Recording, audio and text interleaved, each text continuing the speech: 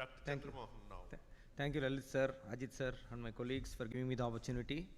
And this talk is sponsored by Roshi. So we all know that neovascular AMD is the most important cause of loss of vision in elderly age group. So at present, more than 20 million people are affected globally with neovascular AMD, and it's going to increase more than 57% by 2400. Indian studies have shown that 0.11 to 1.2 is the incidence of neovascular AMD or wet AMD. And we have seen all these molecules coming from Macugen to brolucizumab, which are present available to us in our armamentarium, all targeting the anti-VEGF as sirs are discussing. So we also have seen what Ajit Babu sir told, the clinical experimental scenario, trial scenario doesn't reflect in the real world scenario. The causes are multiple. Multiple injections needed very frequently, every 4 weekly, or for every patient visit there should be some attender who has to bring the patient, take, and as Lalit sir had told, a lot of investigations to be done. So a lot of work in this attitude. So anti-VEGF does not completely address the multifactorial nature of disease. And as we are all discussing, the inflammatory component, which is one of the important thing, we are concentrating on the angiogenic component. So these are the molecules that have come. This is a novel therapy now. Mechanism of action targeting additional pathways. The neutralization of both angiotensin II and VEGF-A. So we all know that inflammation, vascular leakage, neovascularization, fibrosis is the pathogenesis for neovascular AMD. And this is the endothelium which has got a Tie2 receptors to which the angiotensin I binds. And tyrosine kinase pathway is activated. That is responsible for the stability of the vascular vessels. So angiotensin II competes with angiotensin I. So if there is more angiotensin II, then it competes with angiotensin, blocks this kinase. Sir, as I told Sir Lalit sir, this is the slide which shows there is elevated levels of angiotensin II in the vitreous cavity in compared to controls. It is increased in nAMD, and you can see that it is highest in RVO, sir, then in DR, and then proliferative diabetic retinopathy. So this is a study which shows that the angiotensin II levels are increased in all these pathologies which we are interested, including neovascular AMD when compared to controls. So there is a definite increase in angiotensin II in these pathologies. So this block of this, when angiotensin II binds this pathway, this is the one that is responsible for breakdown of endothelial tight endothelial junctions, loss of pericytes, and which then promotes this new vessel formation. So as to these two have synergistic effects. If there is more angiotensin II, then it also facilitates VEGF to leakage. So angiotensin adds to the leakage effect of VEGF. So they act synergistically. So both they increase the inflammation, vascular leakage, and fibrosis. So as Rajesh has already told, it's an immunoglobulin FC fragment, has got two FAB fragments. The two FAB fragments, one fragment is replaced by anti-angiogen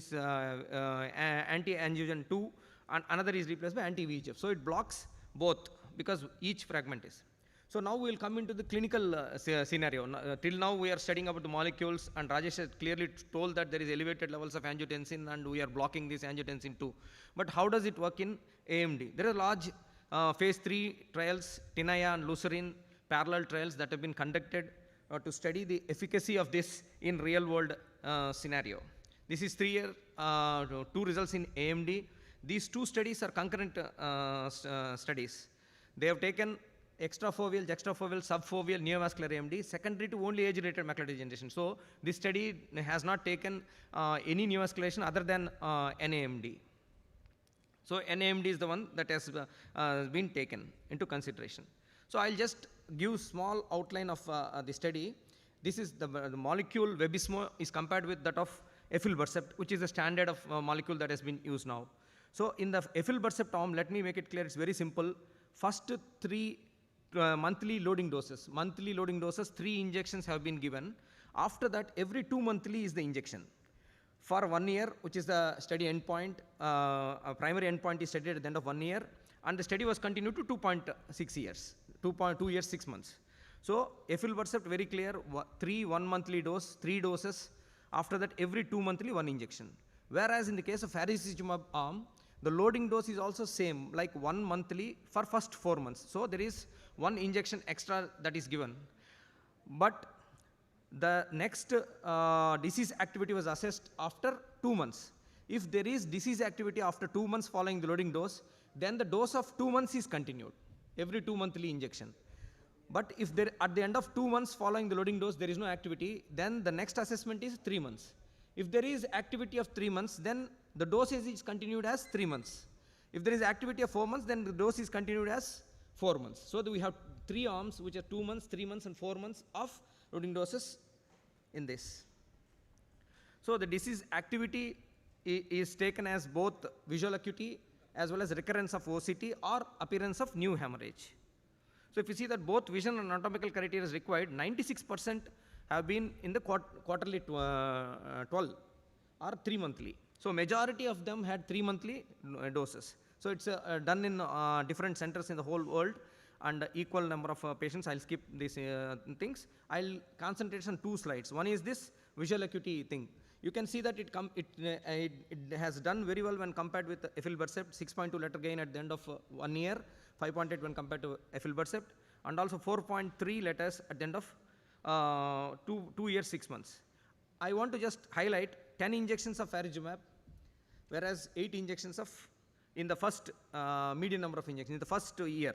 The next year you can see that 3 injections of faricimab, 6 injections of aflibercept. I'll just say it. And OCT results are also same, drying effect are also same, with less number of injections.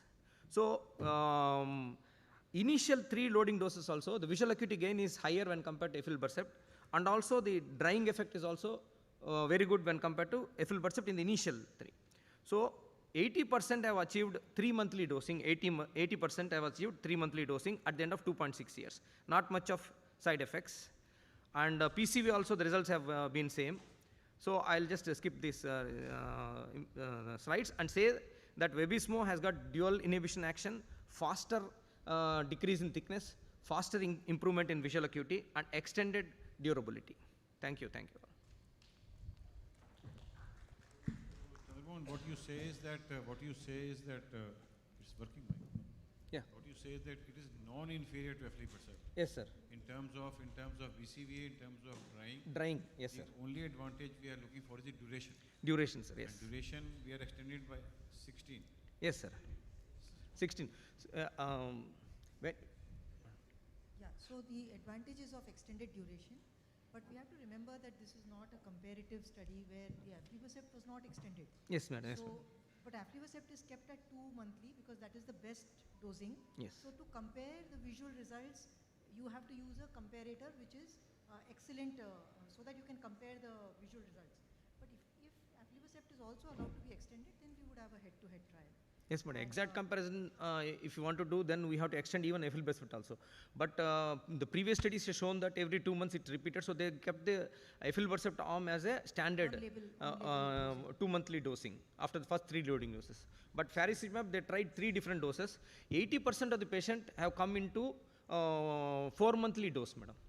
When visual acuity and OCT, 3 monthly. See, now even with the aflibercept, we do see the alter shows us about 60% can go to Q16, and here 80% are going to Q16. So that is the difference in the data. Q12, both are going to, more than 60% are going to Q12. Yes. There is a small percentage which is higher going into Q16, which is about 10 to 20% of the patients.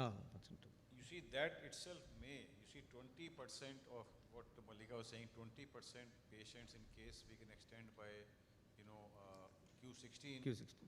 It does make a dent for a lot of these patients, because a lot of these patients don't want to come. During the loading dose period also, sir, immediate within one or... Is there any wow effect in this that patient says next day, and I wanted to ask Rajesh also, that how long does it take for the effect to come? So that's what the initial 4 loading doses were compared, sir.